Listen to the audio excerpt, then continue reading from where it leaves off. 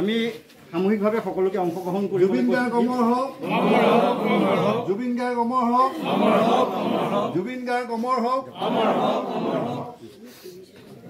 যাওক আগবাঢ়ক আৰু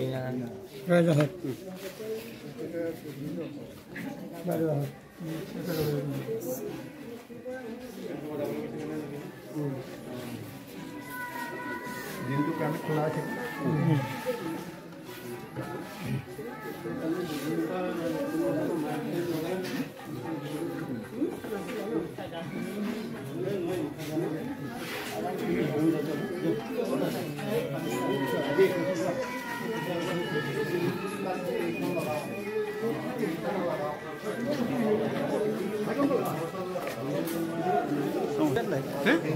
গানটো লাগিলে সেই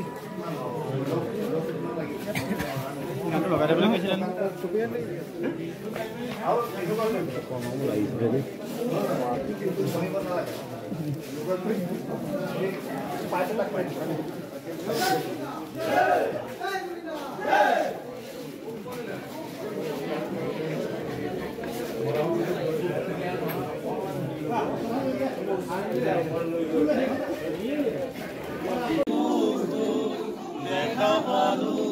তোমার ছবি ধরা দিলা গোপনে আহি ইয়ার ফুলত তুমি যেমন শুকান বানত নিয়ৰৰে চেঁচা টোপাল নামি অহা ৰ'দৰে ৰৈ মোৰ দেশৰ প্ৰতি পুৱা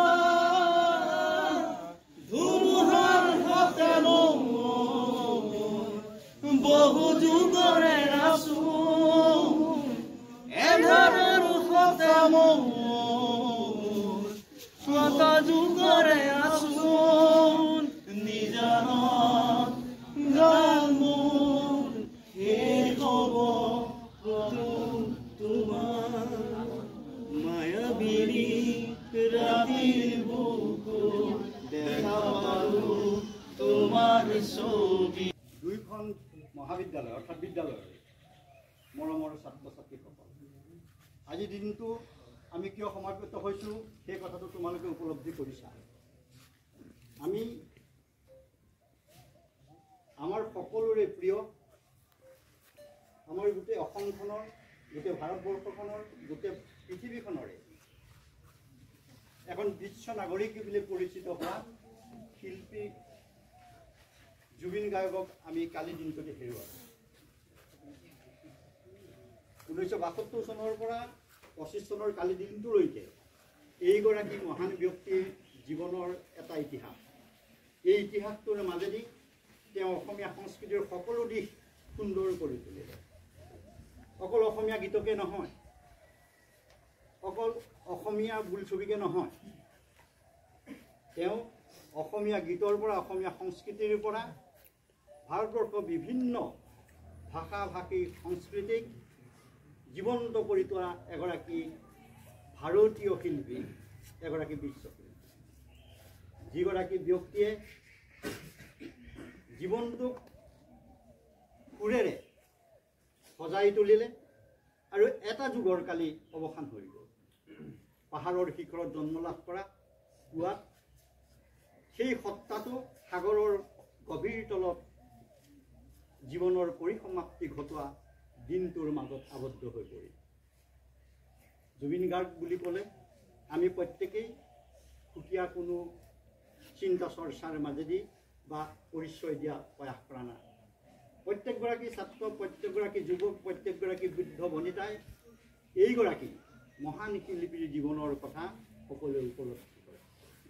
জুবিন গাৰ্গ বুলি ক'লে জাতিটোৰ সকলো সংস্কৃতি, অসমীয়া ভাষাৰ সকলো গীত প্ৰাণান্ত কৰিছে। অসমীয়া লোকগীত, অসমীয়া বৰগীত, তোমালোকে জুবিন গাৰ্গৰ কণ্ঠৰ শুনিছা, কোনো কোনোৰে সুৰ বৈৰী প্ৰমাণ। যেতিয়াই শংকৰদেৱৰ সেই বৰগীতটো সুৰ ঢালি দিয়ে, সেই সুৰে অসমৰ চাৰি সীমাৰ মাজত আবদ্ধ হৈ নাথাকে, ভাৰতৰ পৰিসীমা অতিক্ৰম কৰি বিশ্ব পৰিসীমালৈ গতি কৰা এটা সুৰ ধ্বনিত হৈ পৰে। অসমীয়া লোকগীত, উজনি অসমৰ লোকগীতেই হওক, কামৰূপীয়া লোকগীতেই হওক, যাক প্ৰাণান্ত কৰি জাতিটোক বিশ্বৰ পৰিচয় দিয়াৰ কাৰণে এইগৰাকী মহান শিল্পীয়ে গঢ়ি তুলিলে সেই আস্থান। গ্ৰামফোন ৰেকৰ্ডৰ দিনক অতিক্ৰম কৰি কেছেডেৰে অসমীয়া গীতি সাহিত্যক সুন্দৰকৈ গঢ়ি তোলা, প্ৰাণান্ত কৰি তোলা, যাৰ অন্তৰালত বহুজনে গীত চৰ্চা কৰিবলৈ শিকিলে, যাৰ গীতৰ সুৰত আমাৰ বিহু মঞ্চ কঁপি উঠে, আমাৰ হৃদয় কঁপি উঠে। আমি বৰষুণকো নেওচি বোকাকো নেওচি পেলাই জুবিনৰ গীত শুনিবৰ কাৰণে অসমীয়া ডেকা গাভৰু বৃদ্ধ বনিতাই ৰাতিটো পাৰ কৰিলা। তেনে এক শিল্পী সত্তাক আমি হেৰুৱাই আমি জাতিটোৱে এটা সুৰ হেৰুৱাইছোঁ, এটা যুৱক হেৰুৱাইছোঁ। এতিয়া আমাৰ এটা কৰণীয়, জুবিনে দেখুওৱা পথেৰে আমি আগবাঢ়ি যাব লাগিব। জুবিনৰ আশীৰ্বাদ আমাৰ শিৰত লৈ আমি নতুন চিন্তা কৰিব লাগিব। সমন্বয়ৰ এখন সমাজ, সংস্কৃতিৱান এটা সমাজ আৰু চৰিত্ৰৱান এটা জাতি গঢ়ি তুলিবৰ কাৰণে আমি চেষ্টা কৰিব লাগিব।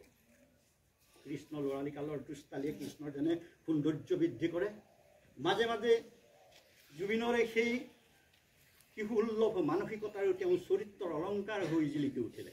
সেই কথাবিলাকেও আমাক আজি অতি আগ্ৰহেৰে জুবিনৰ চৰিত্ৰটোক, জাতিৰ চৰিত্ৰটোক গঢ় দিয়া প্ৰয়াসটো মনলৈ আহিছে। গতিকে এই ব্যক্তিগৰাকীক হেৰুৱাই গোটেই বিশ্বই আজি দুখ কৰিব লগা হৈছে। আজি কেৱল দুখ পূব দিক্ৰং মহাবিদ্যালয়, পূব দিক্ৰং জ্যেষ্ঠ মাধ্যমিক বিদ্যালয়ৰ প্ৰাংগণত আমি উপলব্ধি কৰা নাই। অসমীয়া মানুহৰ বৰঘৰৰ পৰা চোতাল হৈ, নামঘৰৰ পৰা বিদ্যালয় পৰিৱেশ হৈ, অসমীয়া মানুহৰ মঞ্চবিলাক, অসমীয়া মানুহৰ বিহুতলিবিলাক, অসমীয়া মানুহৰ সকলোবিলাকতে য'তেই অসমীয়া আছে বুকুখনত জুবিন জুবিনৰ শব্দৰে হাহাকাৰ কৰিছে। কোনোৱে পাণ ত্যাগৰ পৰ্যায়লৈ গৈছে। এই যেন দশৰথৰ দুখ, পুত্ৰ শ্ৰীৰামচন্দ্ৰক ত্যাগ কৰাৰ পাছত দশৰথ ম্ৰিয়মান হৈ মৃত্যুক সাৱটি লোৱা পৰিৱেশ এটা আজি জাতিয়ে উপলব্ধি কৰিছে। এই পৰিৱেশটোত সেই দুখটো আমাক মৰ্মতা কৰা সেই সময়খন, সেই সময়খিনি আমি উপলব্ধি কৰিছোঁ। গতিকে আমি পৰৱৰ্তী পৰ্যায়ৰ জুবিন গাৰ্গৰ এই মহান কৰ্তব্যৰ মাজেদি, মহান আদৰ্শৰ মাজেদি কেনেদৰে যাওঁ, চৰকাৰে কেনে ব্যৱস্থাৰে জাতিটোক নিয়ন্ত্ৰণ কৰা জুবিনৰ আদৰ্শৰে গঢ়ি তোলে, সেই বিষয়ে আমি দৃষ্টি ৰাখিব লাগিব। আমাৰ চৰিত্ৰ গঢ়িব লাগিব আৰু সেইগৰাকী মহান আত্মা সদ্গতিৰ কাৰণে আজি ইয়াত সমবেত হোৱা সকলোৱে আমি 1 মিনিট সময় মৌন প্ৰাৰ্থনাৰে ভগৱানৰ ওচৰত আমি প্ৰাৰ্থনা জনাওঁ। হে মহান আত্মা, তুমি নিজেই মুক্তিপ্ৰাপ্ত, তথাপিও আমি প্ৰাৰ্থনা কৰিছোঁ ঈশ্বৰক, সেই ঈশ্বৰ আমাৰ সুৰক, আমাৰ অভিমানক, আমাৰ স্বাভিমানক তুমি আশীৰ্বাদ দিয়া, তেওঁ যেন স্বৰ্গত ধ্ৰুৱতৰা হৈ জিলিকি থাকে। আৰু সকলোকে 1 মিনিট সময় মৌন প্ৰাৰ্থনা কৰিবলৈ আমি